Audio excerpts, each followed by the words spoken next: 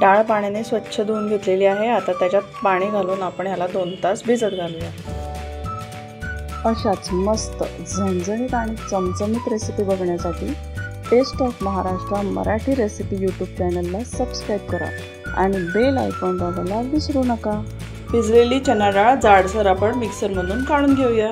याच्यात आपण अर्धी वाटी बारीक चिरलेला कांदा घालू, 3 ते 4 बारीक चिरलेल्या मिरच्या, 2 चमचे अद्रक लसूणची पेस्ट, 1 चमचा जिरा, 2 चमचे तांदळाचं पीठ, बारीक चिरलेला कढीपत्ता, 1 चमचा धने पावडर, चवीनुसार मीठ, बारीक चिरलेली कोथिंबीर। हे सगळं आपण व्यवस्थित मिक्स करून घेऊयात।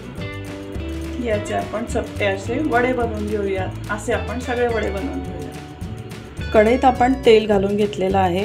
गॅसची फ्लेम ही मध्यम ठेवलेली आहे।